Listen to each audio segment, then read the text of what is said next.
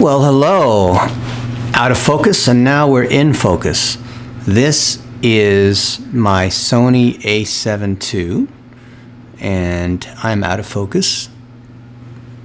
Now I'm in focus, and it is on a GVM slider.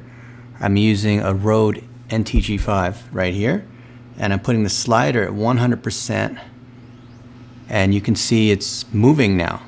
Isn't that kind of cool? I can have it go back and forth and also have it move in the other direction, so it's focusing on me, so it's keeping that. Or I can have it go wider if I want. But you notice how it's tilting. Isn't that kind of cool? And I've got this Sony a7 II with the standard lens where it is zoomed all the way in, and that's what gives me this background effect, this blurred background. You know, people think that having this cool blurred effect is cinematic, and it's really cool. I think it's kind of nice. You can see on the webcam how it doesn't capture the light and it doesn't blur the background. The way to think about the background is portrait mode. You know, when you take your iPhone and you shoot in portrait mode and it blurs the background, a good DSLR or mirrorless camera will be able to do that for you.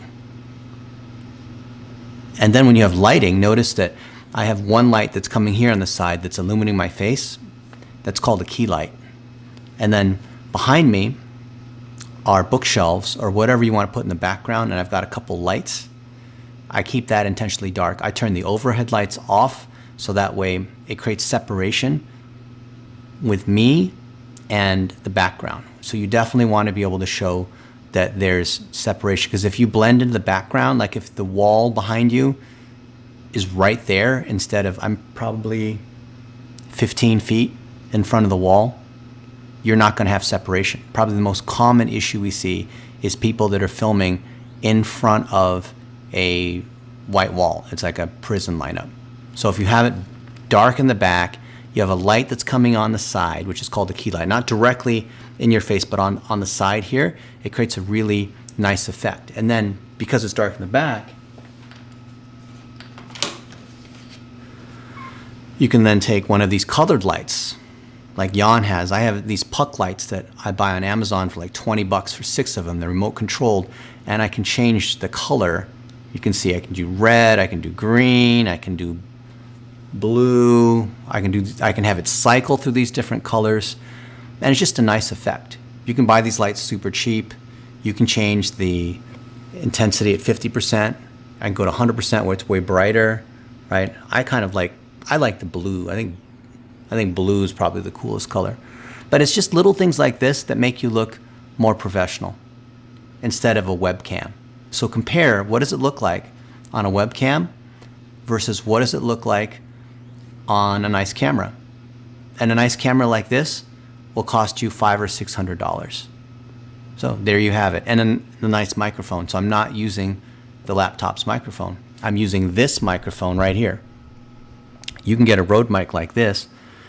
Listen to the difference when I'm talking about 6 inches away versus if I'm 18 inches away. The difference, you can hear more echo, more room noise. So you want to have it about 12 inches, 18 inches away. And you have to set your focus zone too, otherwise it's going to be out of focus. So I like to make sure my face is close to being in the middle of the screen. That way I'm going to be in focus. Or I can set like a wide focus, or I can manually do the focus. But notice how much nicer it is for the sound. You could use a Blue Yeti. You could use a lav mic. These are mics that cost anywhere from $120 to even like $20 or $30 for a simple wired lav mic that you put here. The key is not how fancy the mic is. You don't have to spend $1,000 on a Sennheiser AVX. It's merely having a mic where it's within a few inches of your face. That's the most important thing. So if you put the mic on a shotgun, or if you have a shotgun mic and that's 5 or 6 feet away or 10 feet away, you might as well just use the laptop because it's going to sound boomy. And sound is the most important part of keeping people to watch your video. See, the setup that you see right here, you could do for maybe $1,600. Like Jan's telling you, $600 for the camera, $400 or $500 for a good lens. If you want to use a slider like this, which is more cinematic and good for like a second camera, that's probably another couple $100. If you want the dummy battery, that's like another $20 or $30. That way you don't have to keep replacing or recharging batteries. I just find that that's a pain. So I put a dummy battery in there so it's plugged in all the time. It runs on AC power, but it fools the camera into thinking that it's always on. A mic like this, you could use a Rode video mic. That's actually what it's called. And I want to say it's about $150. You get a boom pole, which is a pole, like a microphone stand that it sits on, and you can adjust it, up and down like this and sideways and over like this, or maybe it's two of you and it's you and a guest and you have the mic in between you. That will run you maybe $150, $200, because the mic stand is $30 and this is maybe $150. If you want to be fancy, then you can get something like this, which is the NTG5. I think it's a hypercardioid mic, and it might be $300. But if you listen to the sound of this versus a Blue Yeti that's on the table versus a lav mic, I think you'll find it sounds very similar. The key difference here is that this mic is lifted off the table. It's not on the table. The trouble with the Blue Yetis that are on the table like this is two things. One is that when you touch the table, it creates table noise and all the thumping, and you can't get rid of that by cutting out the low end in video production. Second thing is, most people, they put the mic here and it's too far away from them. So if the mic's gotta be about 12 to 18 inches away, and if it's not that close, it's not going to work.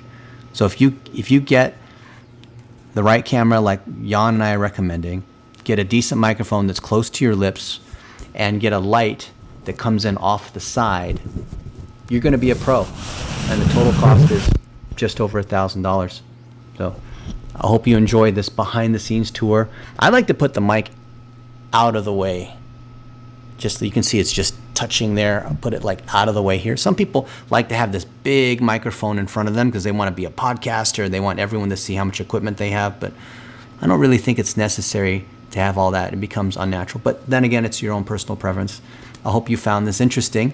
This is just a raw video, so it's not the actual finished product that we have in the course. But I thought I'd give you a behind the scenes view of what does it look like as we're making videos together. It's not that hard. It might look impressive.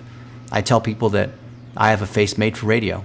I'm a software engineer, yet I'm messing around with video and learning how to communicate. So if I can do it, and if I can figure this stuff out, definitely you can too. All right, now, because it's just me in the studio, I'm gonna go turn this off and upload the SD card.